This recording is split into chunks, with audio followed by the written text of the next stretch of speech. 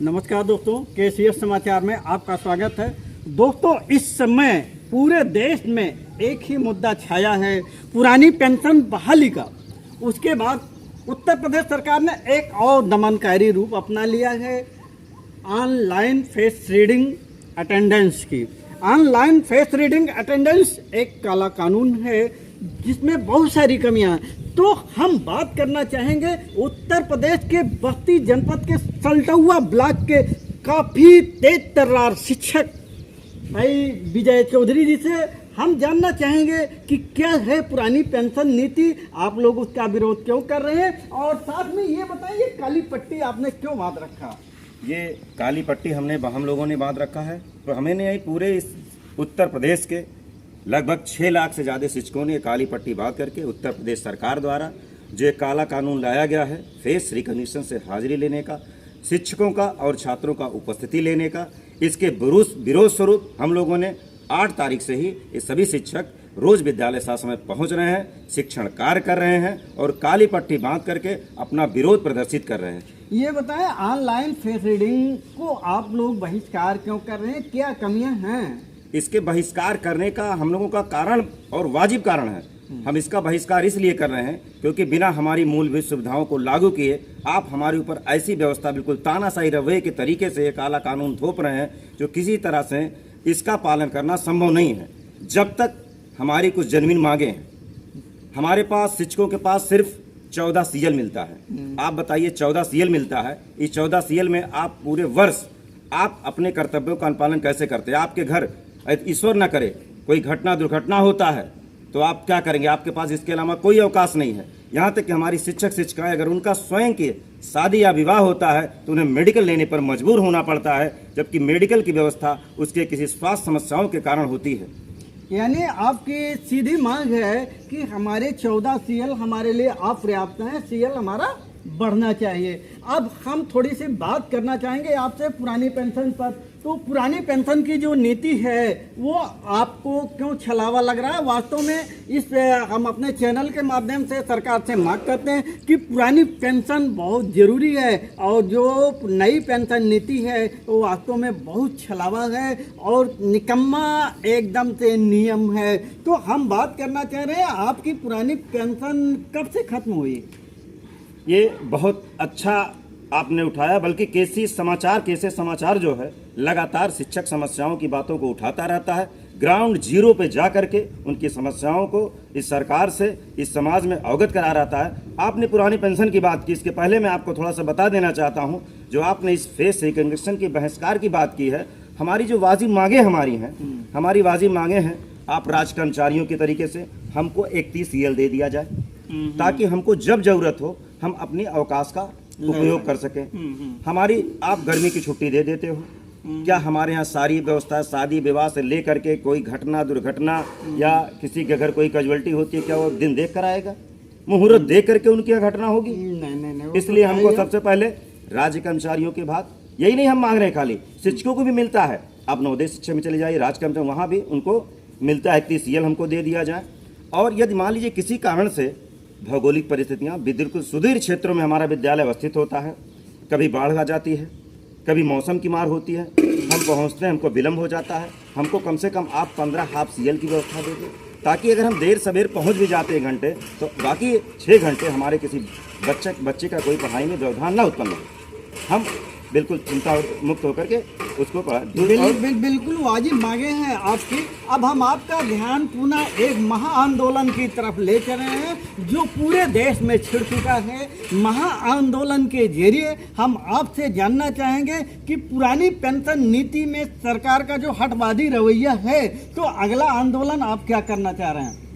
अब इसके बाद सबसे बड़ा पुरानी पेंशन का आंदोलन तो चल ही रहा था। आपने देखा होगा पिछले साल 10 अगस्त को दिल्ली के रामलीला मैदान में करीब 8 लाख शिक्षकों ने गिरा, लेकिन सरकार ने प्रस्ताव भेजा, उसने 40% की बात की, जबकि हम लोगों का कहना था, सारे शिक्षक कर्मचारियों का कहना था कि पुरानी पेंशन व्यवस्था से कुछ मंजूर नहीं।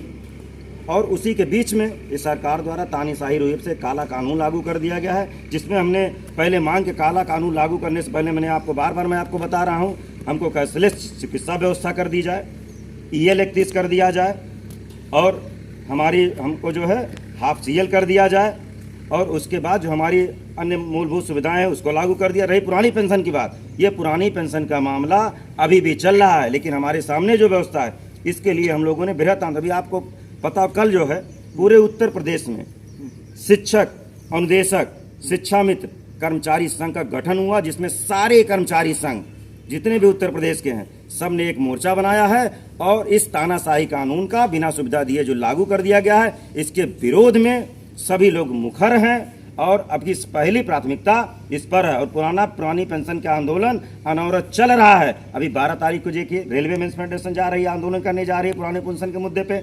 हम लोग जो है आज DM को ज्ञापन देंगे, सारे जिलों पे जो है इस काले कानून के बहिष्कार इसका विरोध करते हुए ज्ञापन देंगे।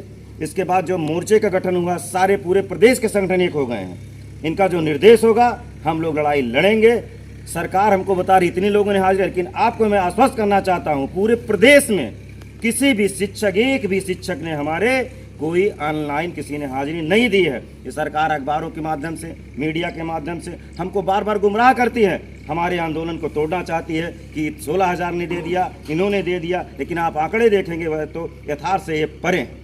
सिर्फ 9 लोगों ने इस तरीके से पहले दिन जब चालू हुआ है तो सिर्फ 8 या 9 लोगों ने इसका किया है, वो भी भूल से बटन दब गई। यानी पूरे के पूरे शिक्षक इस आंदोलन में जारी हैं, और किसी को टैबलेट व्यवस्था स्वीकार नहीं है। अगर स्वीकार है तो आप हमको सुविधा दीजिए और कुछ परिवर्तन कीजिए। और भी शिक्षक हमारे खड़े हैं जो काली पट्टी बांध करके खड़े हैं, पढ़ा तो रहे हैं, अपने कर्तव्य पालन पर लगे हुए हैं, लेकिन सरकार के प्रति विरोध है भी। और ये बहुत अच्छा तरीका है कि हम विरोध भी कर रहे हैं और शिक्षण कार्य भी कर रहे हैं। तो हम बात करना चाहेंगे कि सर जरा दर्शकों को अपना परिचय आप देंगे। मैं महेश चंद्रा कंपोजिट विद्यालय पडरी पांडे में सहायक अध्यापक के पद पर कार्यरत हूँ, और हम लोग साथ समय विद्यालय पर पहुंचकर शिक्षण कार्य में संलग्न हो रहे हैं। साथ ही साथ सरकार की इस काली नीति का विरोध करने के लिए हम सभी काली पट्टी बांध के सब लोग, पूरा शिक्षक समाज जो है इसका विरोध कर रहा है। ये बहुत अच्छी बात है कि शिक्षकों ने बड़ा अच्छा अपनाया है, और भी शिक्षिकाएं हमारे तरफ हैं। और देखिए काली पट्टी बांध करके ये लोग भी खड़ी हुई हैं, और विषम परिस्थिति में जबकि जल भराव होता है, विद्यालयों में तमाम समस्या है, जल भराव होता है, रास्ते भी खतरनाक हैं, सब कुछ है, लेकिन समय से आकर के जो है ये लोग अध्यापन कार्य कर रहे हैं। तो दोस्तों इस तरीके से जो अहम मुद्दे चल रहे हैं पुरानी पेंशन के ऑनलाइन फेस रीडिंग के विरोध में, तो दोस्तों हम बात कर रहे थे उत्तर प्रदेश के बस्ती जनपद के सबसे तेज तर्रार शिक्षक भाई विजय चौधरी से। एक बार हम अपना माइक पुनः उनके पास ले चलते हैं और फिर उनके आक्रोश को अपने कैमरे में कैद करते हैं। हाँ सर, जरा ये बताएं, इस महा आंदोलन के जरिए सरकार को झुका पाने में कोई कोर कसर आपने छोड़ी है क्या? कोई कोर कसर हम लोगों ने नहीं छोड़ा है। एकता का आलम यहाँ है, आप देख लीजिए। हमारी मांगे अगर वाजिब ना होती तो आज सांसद, तमाम विधायक, सत्ता पार्टी के विधायक हमारा समर्थन करते, हमारे शिक्षकों का समर्थन किया है। निश्चित रूप से हमारी वाजिब मांगे हैं। अभी आपने कहा पहले दिन मात्र 9 लोगों ने ऑनलाइन उपस्थिति दर्ज की। आपको मैं बता दूं 9 लोगों ने दर्ज तो किया, लेकिन देर शाम होते होते उनमें से 2 लोगों ने माफ़ी मांग लिया। अगले दिन इसका परिणाम रहा उपस्थिति शून्य दर्ज होती है, और अनवरत आज तीसरे दिन शून्य उपस्थिति दर्ज हुई है। और इससे यह एक सीधा साधा आप सीधे प्रमाण है कि हमारी एकजुटता का। और अगर किसान एकजुट हुए, उन्होंने अपने काले कानून को वापस करा लिया, और कर्मचारी एकत्रित हुए, अपने कानून को वापस करा लिया। हम शिक्षक साथी पूरे प्रदेश में शिक्षक कर्मचारी एकजुट है। निश्चित रूप से हम अपना एक काला कानून वापस करा के ही दम लेंगे। बहुत सही। तो दोस्तों आप सुन रहे थे उत्तर प्रदेश के बस्ती जनपद के सबसे तेज तर्रार शिक्षक विजय कुमार चौधरी को। तो दोस्तों अगर हमारा चैनल आपको पसंद आता है तो आप लाइक कीजिए, सब्सक्राइब कीजिए, शेयर कीजिए। नमस्कार, धन्यवाद।